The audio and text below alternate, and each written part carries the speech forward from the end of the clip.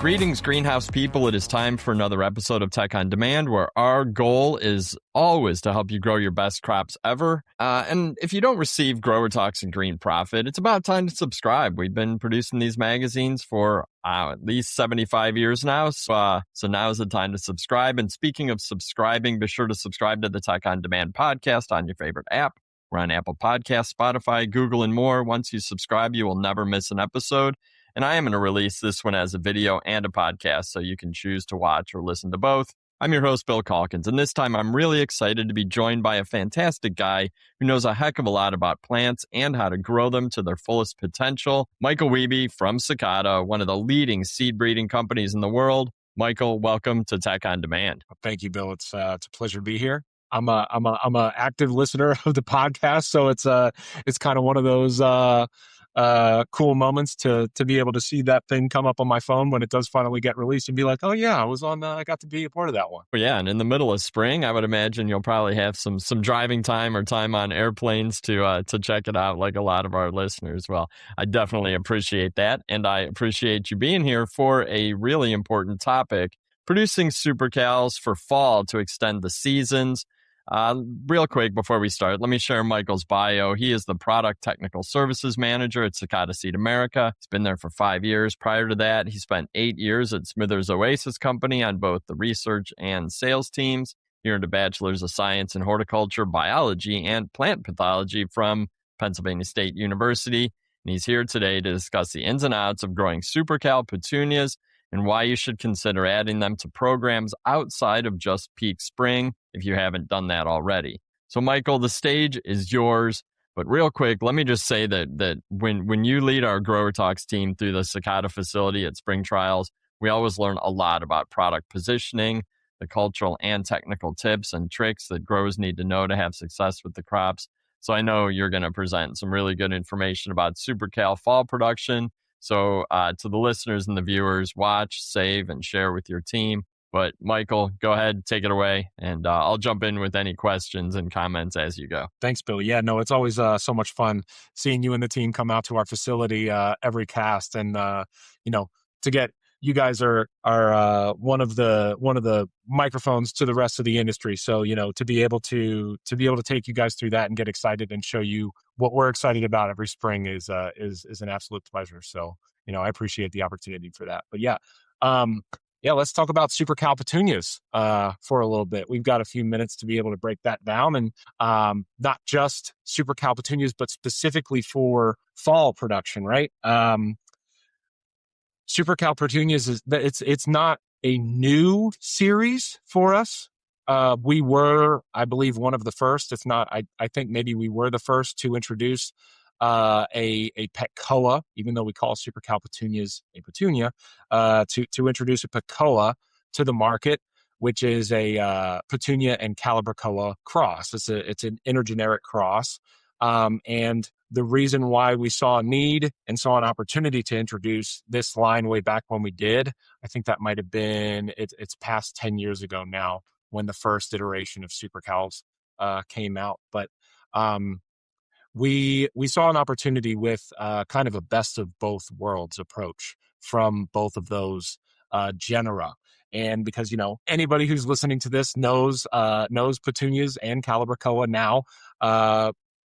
Petunias are well known across the world for being, kind of the show dog, I guess, amongst those two solanaceous genera, right? Big old showy flowers, profound growth, great vigor. Usually they have, great vigor. They've got the ability to mound really well or spread really well, depending on how they've been bred and what they've been trained to do, right? But they are the showy ones. And then you've got calibrachoa, which can be in their own respect very showy as well. But what made them, I think, so much more popular as time progressed was the discovery of their resilience to so many things, right?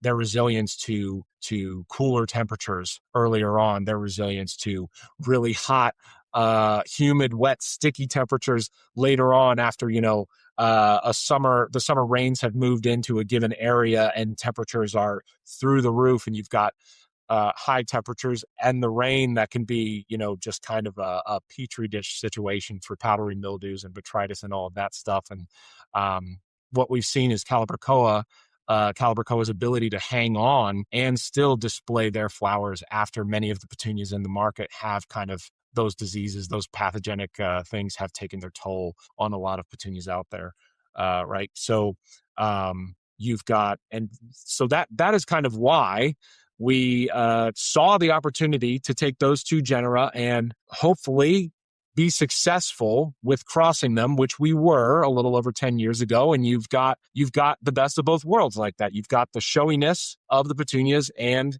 the kind of that bulletproof plant profile that is Calibrachoa. And that is what we have in mind whenever we are upgrading or introducing new genetics into this individual series, right? And those attributes in SuperCal petunia are kind of what make it the number one go-to petunia type plant to produce, not just early on. If you're on this presentation, chances are you've heard me blab about SuperCals for spring production as well, but also for later season, right? After things have really gotten going and the summer months have set in, a lot of there's a lot of poinsettias, there's a lot of mums under glass and poly or on your concrete, a lot of celosia, that kinds of things. We have historically kind of left the petunia class to the wayside because we're not really interested in growing that stuff when we know that it can get sick from the hot and wet conditions, right? Well, SuperCal offers the opportunity to not just share space in the same container with a lot of those things that people are interested in growing and buying later in the season, but also carve out its own place in the production program, right? To be its own landscape plant when you want to plant something still in July and hoping that it has the ability to hold on all the way until November. And that's kind of what I'm going to show off here with these slides, right? So, and I love the idea of bringing, as the summer ends and you start moving into fall, but I mean, it's still hot. So, July, August is bringing in SuperCals, whether they're in baskets or to plant, because a lot of those, plants that you planted in the spring annuals might have like burned out by then. You probably went away on vacation, forgot to water. The neighbor kid who was watering maybe forgot because they were at the pool all day, and you need something to replace. And I think, like you said, going along with fall crops, Calibrachoa our petunias and Calibrachoa are so perfect with the colors, and SuperCal has that awesome kind of fallish color range that a lot of series don't have. You guys have the history, and you have literally shown the environmental tolerance of SuperCals year after year at spring trials, and I hope people have paid attention and seen it in your booths at trade shows, because that environmental tolerance is really, I think, where these things shine. Yeah, thank you. One of the things that we have done in years past at Cast Right is build what we call the rain box. Yeah, we have had a couple of members on our team through the years. It's the responsibility has kind of been passed around a little bit, but every now and then you draw the lucky straw to build this rain box, right? That mimics the summer rainy conditions, and all we do is just rain water on a couple of gallon SuperCals versus some other petunias that are out there in the market, and show the ability to bounce back from those rains, and not just from the strong stems, but also from the fact that SuperCals largely have a slightly less pubescent leaf. Their leaves aren't quite as hairy and sticky. They also, for the most part, have slightly thicker petals in their bloom. And so if you get a less sticky leaf with a slightly stronger bloom, you remove and you mitigate the effects of that, petal to leaf stickiness. And where you get a lot of your powdery mildew and your botrytis is in that watery layer between the bloom and the leaf sticking together. So the least amount of time that you can keep those things from doing that to themselves, the less of that pathogen pressure you're going to have. And that's kind of maybe a little bit of the magic behind that disease resistance that SuperCal offers, right? But yeah, you had mentioned you had mentioned our color profile inside of SuperCals, right? Um, we initially came to market with a number of colors that became very, very popular. And we have always had maybe one or two things to offer for both the early season slate as well as the late season slate. We've only continued to build on that as this program has progressed in its maturity. Not just offering brand new colors that fit into both the early and late season sale slots, but also improving the ones that were already there. I know some of you out there, listeners and viewers, you probably got your hands on some SuperCals earlier when we first introduced them, and you may have discovered relatively quickly that petchoa breeding is not the easiest breeding there is. It is anytime you have intergeneric breeding, it is rather difficult breeding. It is complicated breeding that takes a lot of finesse at the R&D level. But in order to try and solve, some of those pain points for growers out there as well as consumers out there, breeders like us, we come to market with a collection of genetics, something that we know is going to one day be completely all buttoned up and totally uniform, bench run the whole thing in timing, size, in vigor, in habit, all of those things. But when we first bring it out, especially with the harder bred stuff, like I said, it's more of maybe a collection. There are some nuances in there to know color to color about how to produce it. And in the time that we've taken since we first introduced, along with, my own education, my own kind of Sakata education, I guess if you will, we've done a lot of work in putting together those programs, not just improving the colors, but also trying to get the word out there to growers on where colors fit, and not just where and in what specific container, but also when, what time in the year, not just in color, but also in attributes, right? So we're going to get into that a little bit later.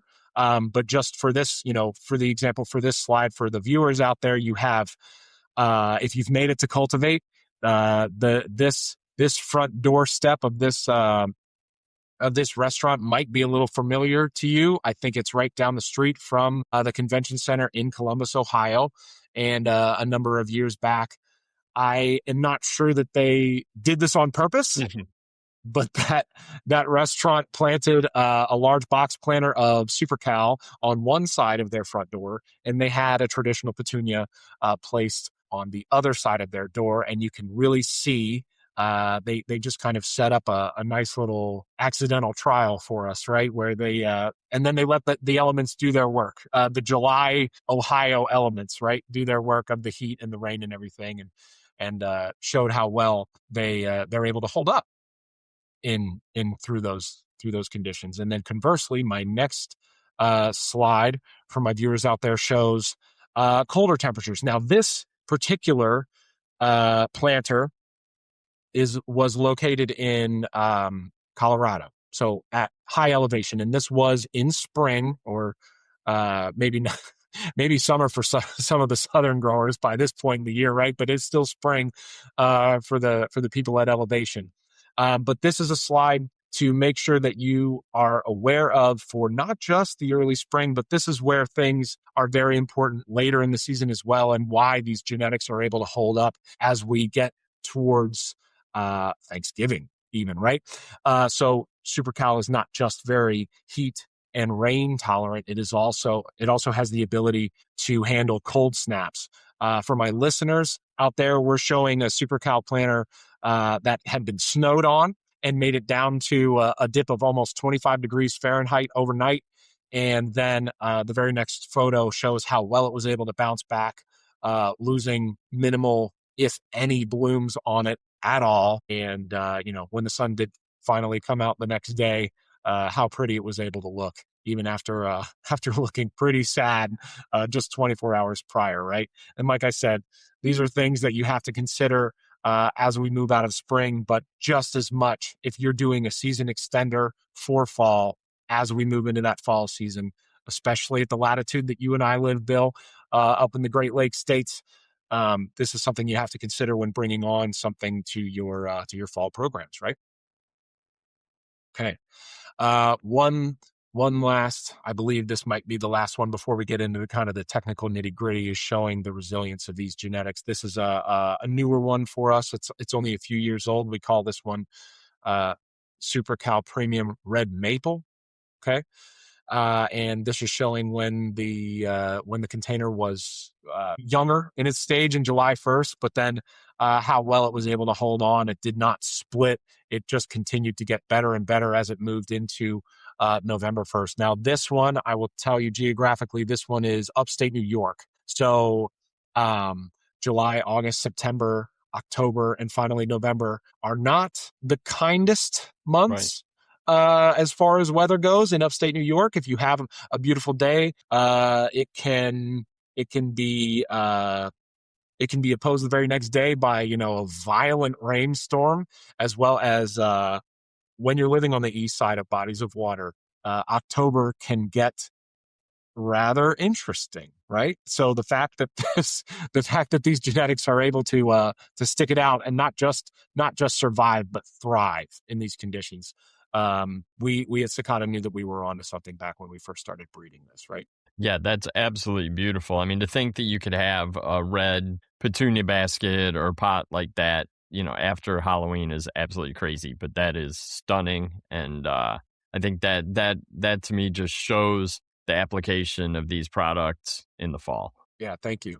Yeah, I mean, I like mums as much as the next guy, but that is an absolutely beautiful flower packed basket container sitting in the corner of a deck. Yeah, that's a showstopper. And great point, Bill. So, this talk is not to suggest that we try to take a bite or a chunk out of the mum market necessarily in the fall. I mean, if it happens, well, then I guess maybe I've done my job, right? But this is really to show, if you're going into the garden center for your mums, during that time of year, late July into the August months and then early September, right? If you're going in for that mum, you should not just be walking out necessarily with that mum, whether it's in the same container or whether it's in different containers. There are options for avid gardeners and enthusiasts out there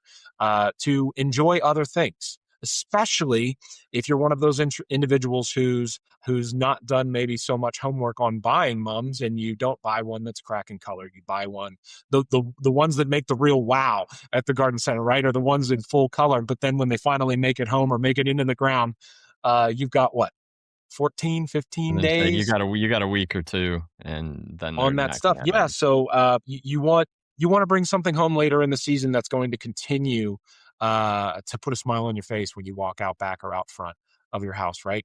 And this is one of those options that has the ability to do. It's 2026. We're allowed to buy something different. We're allowed to, or at least just have the options. Change it up a little bit. That's right. That's right. So, okay, let's get into the specifics. This is some of this is going to look like rehash. I'm going to go over just how we've broken down and positioned SuperCal in the market amongst the sea, inside of the sea of petunias, as it were, right?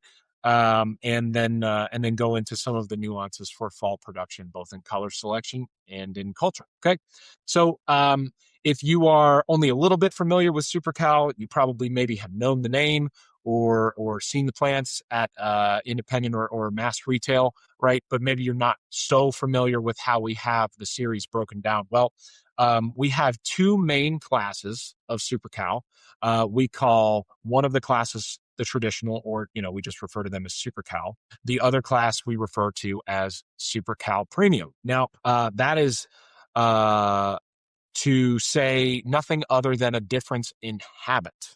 Okay, that is not to say that the premiums, even though if you look up the word premium in a dictionary, it would suggest that the premiums are better in some way than the traditional types. Well, that is not the case.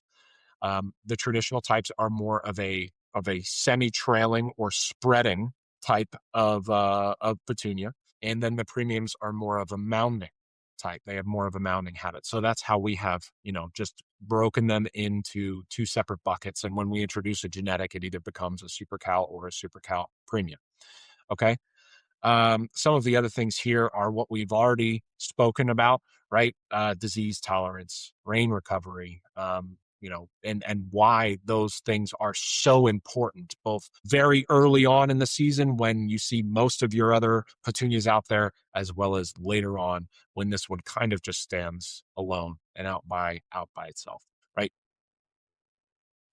So that leads into the number one topic of conversation when putting together, if you're interested in a program of SuperCal Petunia, based off of, a size of container or a season that you're looking to sell into, or even if you're, if you strayed away from our playlist series, which is, our own suggested mixes and combos, and you're looking to build your own, the number one thing that you should always start with is varietal selection, right? Always be making sure that you are not just grabbing, and this is not just for SuperCals. I mean, it is very important inside of SuperCal Petunia, but if you haven't heard one of my talks before, this is usually how I started out, right? Variety selection is always key, not just colors, okay? Not just colors, the cinnamons, the French vanillas, the red maples, the new pink star. All of those are going to look great in fall. And luckily, most of the ones that I mentioned behave great in the fall as well, but not just how it looks and what color the bloom is, but how it's going to behave in that given season or size of container, right? Speaking on behalf of Sakata Seed America, we come out every year with an attribute table, which shows things for my listeners who can't see the slide that's in front of us. It's an Excel spreadsheet that's basically been built for growers to kind of go off on their own and put together their own program. And what you have on there is, earliness of flower timing, as well as bloom size, vigor. You've got habit, you've got height and width, how they size up in a garden bed. And then you've also got, just based off of the case of availability, which, fingers crossed, we don't tend to have any issues with availability coming from the stock farms out there. But in the event that something has been sold out, or something isn't available in a really heavy week for shipping, a recommended sub, right, for a given color. So always start here. This is typically available on the Sakata Ornamentals website. If you are having trouble finding that, please reach out to any member of the Sakata Seed America team. They will be able to get you this dot. I'll put a link to that in the show notes as well. So if you check the YouTube description or the podcast show notes, you'll find a link to that chart. Beautiful. Thank you. Okay, so first and foremost, we're going to go through just a little bit of propagation notes. This should be not necessarily new for anybody out there. This has not changed all that much. There are a couple of things that have, and I will go over those, right? So in your standard size trays, anywhere between a 72 to a 128, you're looking at, especially specific to fall production, you're looking at about 3 to 4 weeks total time from stick to transplant as a liner. This is going to speed way up for the individuals out there that are using, your KIBA sprays, your dips, the Advocate, that kind of stuff. And if you are using that, right around 200 ppm is what I see for the most part. I also have seen a response out there with heavier sprays where the leaves might crinkle a little bit, especially if you are making it over to the trays when you should be applying that stuff, which is about 48 hours after stick. So there's no roots on that stuff. You lay down that much KIBA, you're going to see a little bit of an auxin response. You see it shake that off within a couple of days. That seems to be pretty common amongst solanaceous crops that have KIBA sprayed on them when they don't have any, when they're, right away when they're real fresh in the liner. So look for that. If you use it, great. If not, that's also okay. This stuff roots relatively aggressively. especially like I said in the summertime when we're talking about that stuff. If you're earlier on in the season, that's a different webinar. But if you're way early on in the season, you might want to look at that stuff just to make things a little bit more uniform, especially if you don't or if you're not using bottom heat. If you're just rooting, on benches or on concrete that where your temperatures are, dipping into the lower 60s and you've got that a little bit cooler soil temperatures, you might want to look into, well, getting bottom heat will be wonderful, right? But if you're not able to do that, look into your KIBA sprays just to kind of enhance that rooting and enhance that uniformity.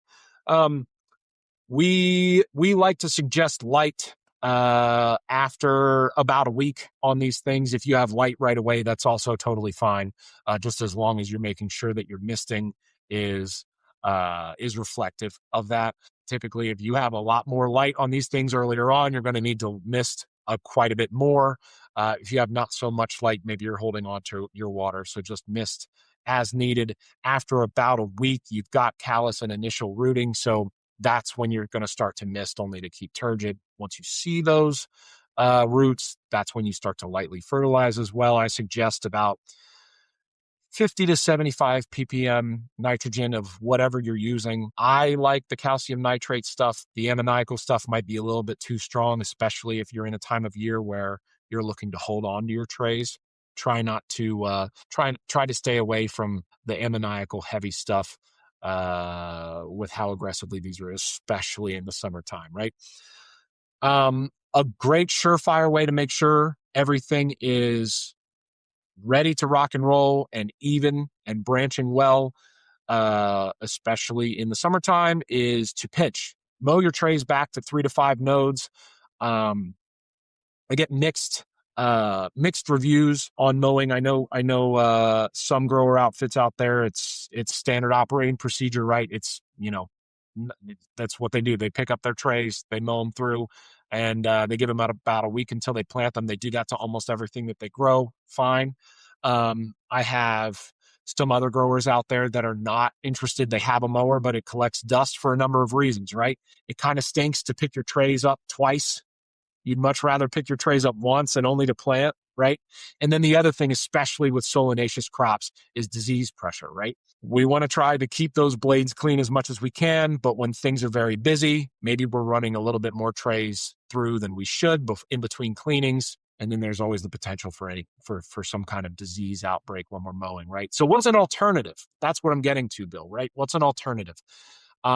We have been trialing different things that work on SuperCal for quite some time, and we have resulted on something that is not necessarily new, but something that we should return to as an industry of growers if you are using SuperCal. So I have up here for my listeners, the title of this slide is "The More Things Change, the More They Stay the Same," right? What's old is new again. Bell bottoms are back. Yep. For whatever you want to say, right? But yeah, we have found very good results out of a scalable, what I call a chemical pinch for SuperCal petunias. And if you're not interested if you have the quantities, or you're not interested in any kind of pathogenic pressure, maybe this is what you want to lean on, right? So I have seen tank mixing rates of B9 with Florel and then configure together. So diminazide with Ethifon and then a 6BA in a medium to moderate rates. So I don't have actual numbers up here for anybody listening. I don't have numbers on this slide because I'm very hesitant to put numbers out there because there could be growers who are up near Bill and I up in the Cleveland region, the northern Great Lakes states, that if I gave them a rate that I would suggest to someone down in Alabama, well, we might end up with an issue, right? So you all out there, your climate, your environmental conditions better than I ever will. It's because you're there in and out every day with your crops, knowing what you experience, right?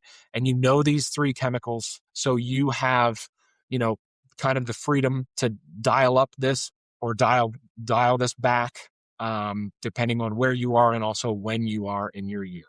As a general, like I said, medium to moderate. So you're looking at in the Dominizide realm, you're looking at somewhere between 1250 and 2500. Laurel, you're looking between 250 and 500, which is a big range, right? But it's a big country. And then for the configure, we're looking once again between 300 and 500-ish, right in there, right? And that's also going to change a little bit based off of the vigor nuances of this class of plants, right? So SuperCal, we've got some stronger ones, and we've got some more tame ones in there as well. So when you start to look at later on, I'm going to show off what we're talking about as far as, quart programs versus gallon programs versus basket stuff. Typically, the colors that are in the larger containers do a little bit better in larger containers, right? So those are the colors that you're going to be able to lead with the stronger rates, right?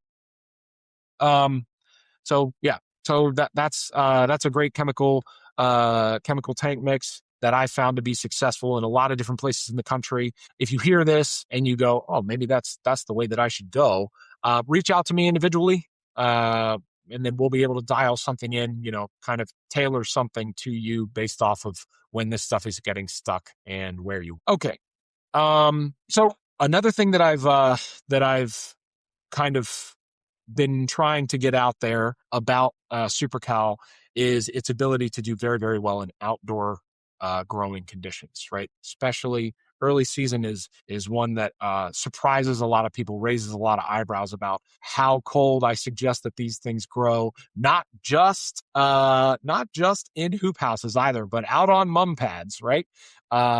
And if you are, that's early season. If you do have some space to carve out on your mum pads later on, I don't mind them outdoors later on either. And why is that? Because they're getting the harshness of everything, right? If you've got some slow release fertilizer in those containers, and it's getting rained on, pounded on with the rain and everything, but it's getting fed well enough, you're also getting full spectrum light outdoors. And that's kind of why I put out here on this slide there. They're facultative long day and irradiant plants. So the more light that you give these things, the more that's going to promote branching of them.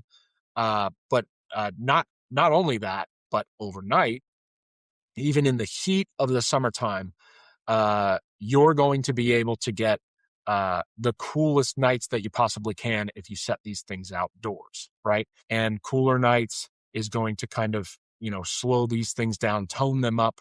The highlight of the day paired with the as cool of a night as you could possibly get, I guess, will promote just that much more branching, stacking the internodes, all of the things that we like to do as an industry, right? Earlier in the season, that might affect your schedule a little bit more than it would later in the season. You're going to push your schedule maybe a couple of weeks if you do it early season, but specific to fall. No, it's more of a method of toning things, really. If anything, it's just, natural chemical. Okay. So more notes on finishing. This is, once again, this is kind of, I guess, old hat or, traditional amongst the series, what it's been this whole time, right? A very common pH range for solanaceous crops. We're looking at 5.5 to 6 as a pH, with a lighter rate of we're a lower EC, somewhere between 3/4 and 1 millisiemens, and that's at a 2-to-1 method. So that's how I'm testing things most of the time. If ECs exceed 1.5 to 2.0, 1.5 is still probably fine, but once you get up to 2.0, especially with that outdoor stuff, if you've got slow release in your media and you have a dry down event and your EC spikes, make sure that you're just over top of that stuff, leaching it out with clear water.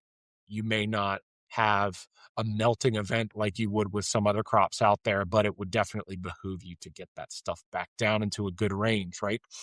If you're running CLF, constant liquid feed, I like things across the board to be, I know I have it written on here to be 200 to 250 parts. That is that's best in outdoor. If you have things indoor, you can be down to about 150 parts. 200 is the happy medium.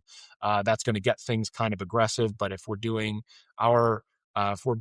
diligent with our PGRs as well as our temperatures and enough light on this stuff, that's it's that's a great rate to be, especially if we are picking our CalMag formulations like a 13-2-13, a 15-5-15. High amounts of that stuff and not so much ammoniacal nitrogen. Yeah, moving on. Okay, scheduling considerations, right? Scheduling. This is something that we have that we built for. I think when I started reading this data, when I was putting together this presentation for you all, I started reading it. The plants per pot all make sense to me. We still have pinching considerations because this schedule was produced before we arrived at what we found with the chemical pinch as well, and then finally weeks from transplant. There's a caveat here on our weeks from transplant, and that shows an average daily temperature ADT of 60 degrees F. So I have on here, what about when we produce in fall or in summer for fall sales, right? When the ADT is up over 75 or 70 to 80 degrees even, when things are really, really hot. So that's what we're going to kind of talk about now. I have tips for success in all 3 seasons. If you are watching this webinar, but you're thinking to yourself, and we're talking about fall sales, but you're thinking to yourself, okay, well, I mean, I've done the fall stuff. Maybe I could get a little bit better at it. But what about these things for springtime? Now that they have a lot of nice, pinks, gemstone colors, the things that do really well earlier on. I've got those notes, those tips for success as well. But specific to the early fall ship window, we are once again talking variety selection. Utilize your temp drops or your negative diff. Right? Try to go from negative diff to slow those things down if you're doing them indoors, or open up the sidewalls, open up the roof, and get the temp drop in the mornings. That can definitely help you monitor your internodes. Right? I've seen the happiest of SuperCals go from a half-inch internode to just over an inch.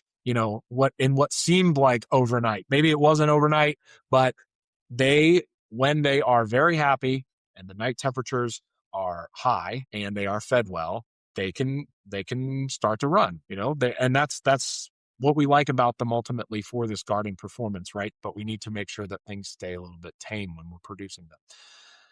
And then, choosing your feed correctly as well as using our PGRs. Okay. So let's talk about varietal selection. And I think we're getting into just the latter part of this talk, right? And producing SuperCals, building a program specific to fall, but also what size container, right? If fall landscapes are something that I feel and I've seen to be on the rise, people are still planting well into July now, especially.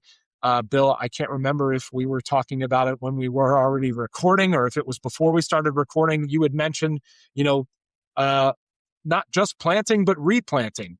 Oh, yeah. The summer in the North and the Midwest can be a real bear on some of these things that we planted in May or June, right?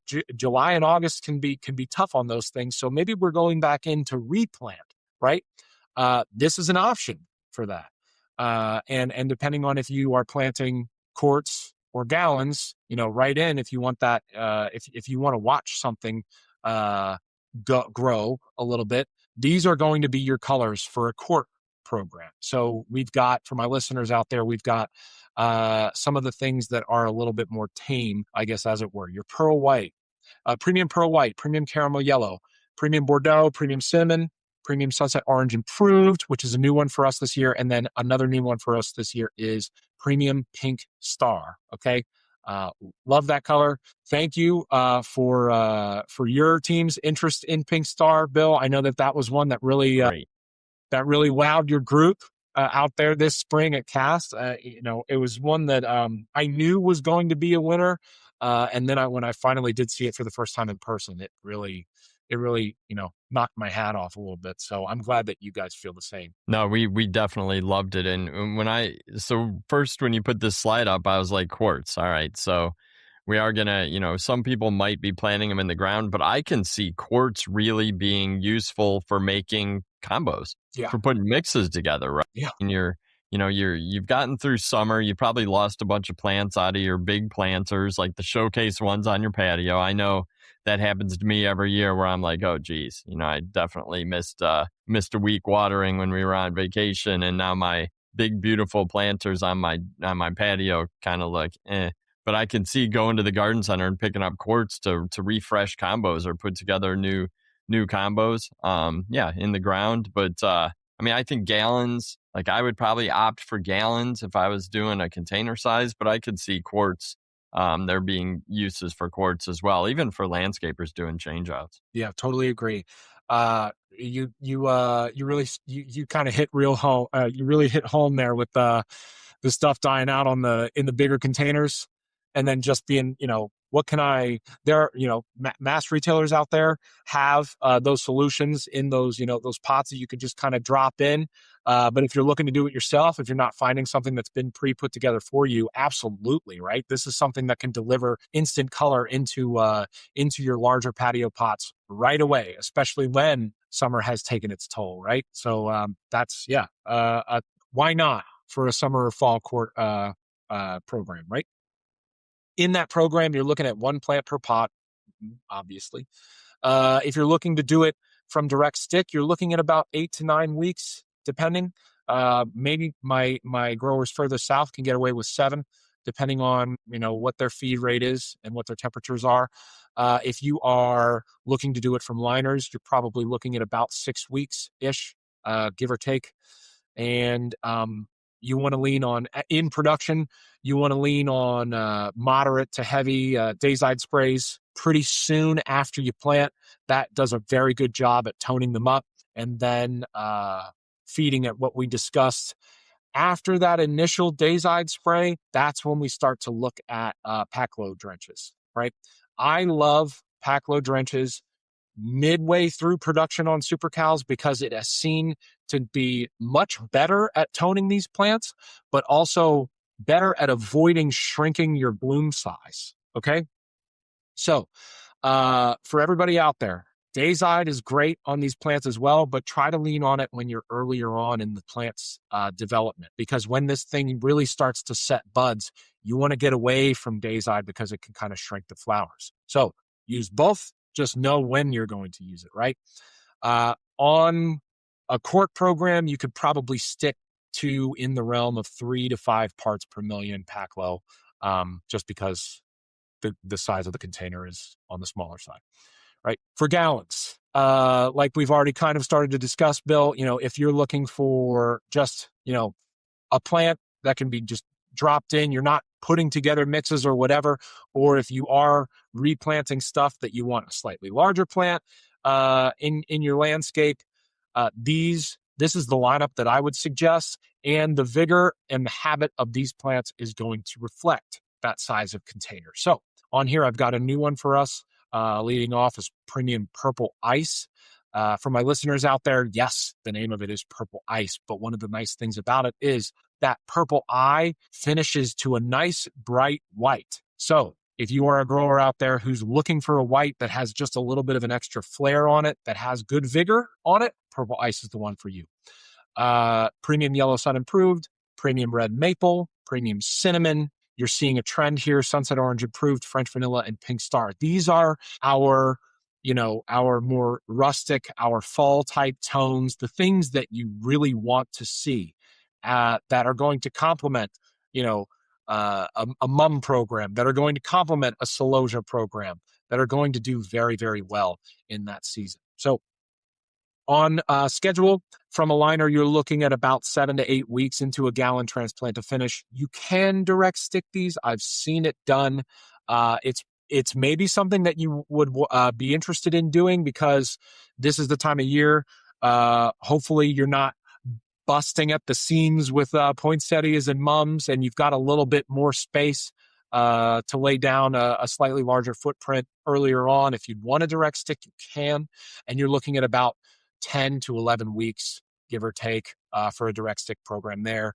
In this program, I would be leaning on an Advocate or a Cabe IBA spray if you are direct sticking. Still one plant. It will tone well. It will branch well. You'll be just fine with one plant, but that's why I suggest the schedule that I do. The Dayside spray gets a little bit heavier on this one. You can do that 7 to 10 days after planting, and then start to lean on your pack load drenches a few weeks after that, and that's going to be in the realm of 5 parts. Things got a little bit stronger here because the vigor of these colors reflects the size. Okay.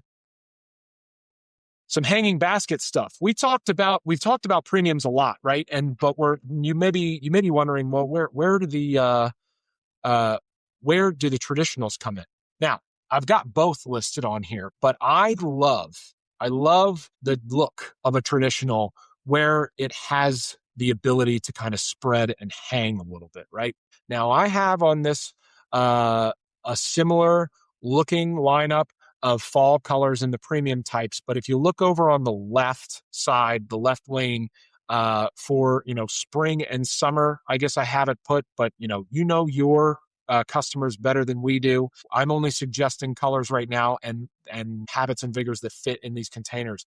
Blue-eyed rose, cherry improved, shocking pink, lavender star. If those are things that you feel as though, especially that blue-eyed rose. That blue-eyed rose is a newer one for us. That one is, even though it's kind of a gemstone-y tone, boy, does it look great in September. And it has the resilience to last you all the way through. So please, make sure that you are going through the entire lineup of both SuperCal premiums and SuperCals when picking out your stuff. I just have everything broken here into what works in a container, right?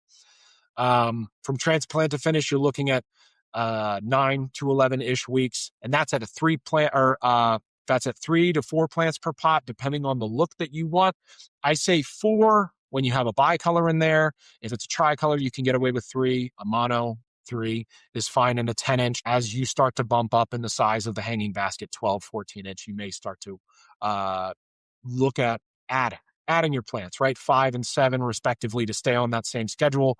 If you're going to hang back at 3 and 4, just know that reflects more weeks in your schedule, right?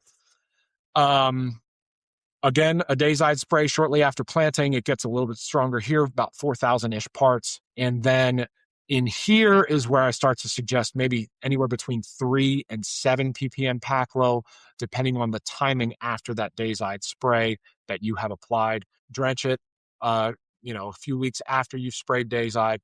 And then depending on your schedule, you may be interested in drenching it one more time. We are talking about summertime production after all.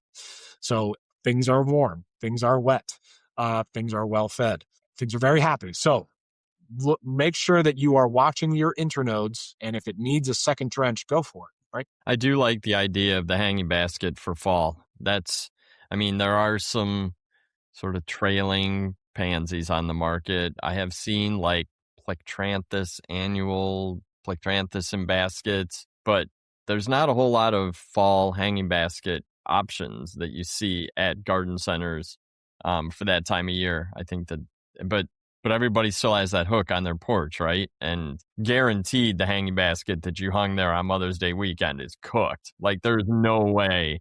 Yeah. Unless you are amazing gardener or something, or you have picked like the absolute perfect plant. Maybe your sun patients are still there, but I doubt it. They're probably smoked by August 1st. So probably need to replace that basket in the fall. You're right. Baskets can be tough sledding as you enter the later season. So, it's just a fantastic way of instant color, instant enjoyment.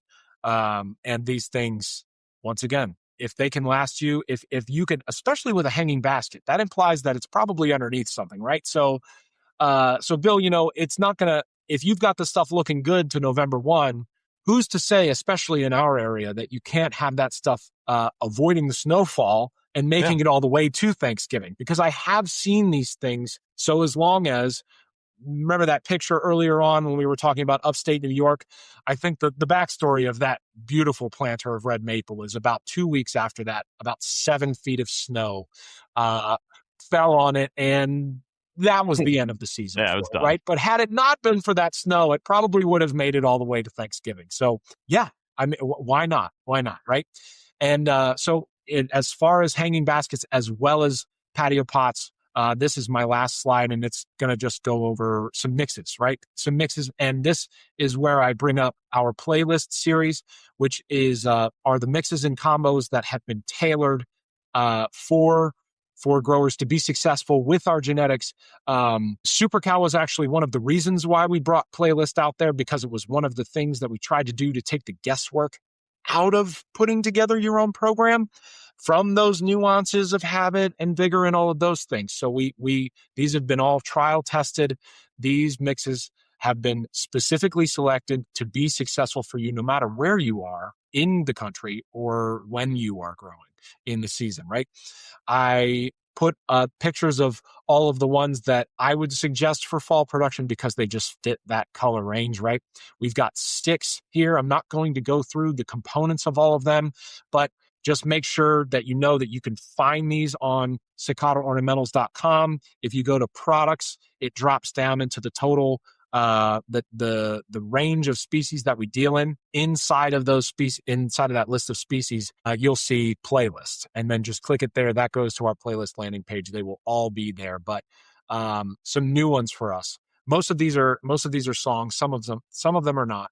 But we've got a brand new one with Autumn Day, and then another new one with something in the orange. The newest component of that is the Sunset Orange Improved, which is, as far as improvements go, one of my favorites. Love that one, right? The four others that you are more, fan favorites, the ones that have been around for at least one season or more, are Bonfire Improved, Crimson and Clover, which is another fantastic one, Fire in the Sky Improved, and then Marrakesh Express. In these, the exact same culture and schedule that I talked about already for hanging baskets, and patio pots. Depending on if you've got a bicolor, you might be looking at 4 plants in a 10-inch. If you got a tricolor, you can go back to 3. 12 inches and beyond, consider upping your inputs to make sure that you stay on that schedule. If not, add time to your schedule.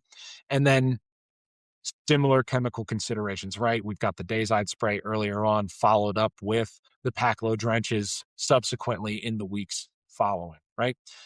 Depending on how big your containers get, this can be where we start to talk about even a third pack load drench, but probably not, just as long as you have picked the right number of inputs to stay on schedule. That is all I had. That is awesome. And I've always liked SuperCals. I've heard you guys and your team present on SuperCals for years and years. It struck me this year as we saw some petchoas at some other companies, and then came to Sakata, that you guys have this crazy big color range. You've been working on this for at least a decade. I mean, Chris told us. I feel like it was closer to like 15 years I think on we are approaching SuperCals. 15. Yeah. You guys are truly the experts in this intergeneric cross, and it's fun to see that color range. I think is absolutely perfect for fall, like we've just talked about for a while now. And I know that growers have had tremendous success with SuperCals over the years, and I think that this, to me, seems like a no-brainer for growers who are always looking to extend seasons and build fall sales.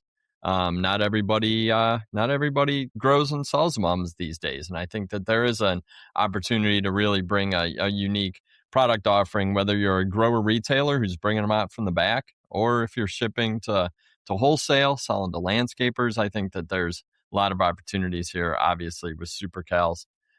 Before we close, just remind the listeners and viewers one more time how they can learn more about Sakata and reach out to you and the team. Yeah, sure. Once again, and I appreciate you offering to put this stuff in the show notes as well, because I know it's not listed on this slide for the viewers, right? But yeah, sakataornamentals.com has is up to date with all of the varieties that we have that are released to market already, as well as all of our culture guides and culture sheets. A gentleman by the name of Bob Croft, who is a longtime member of the technical team over here at Sakata. He is one of the people that I've been under the wing of in my 5 years over here at Sakata. He's He's taught me. Him and Ken Har have taught me everything that I know, and I'd be crazy lucky if I even learn half the stuff that they know. Right?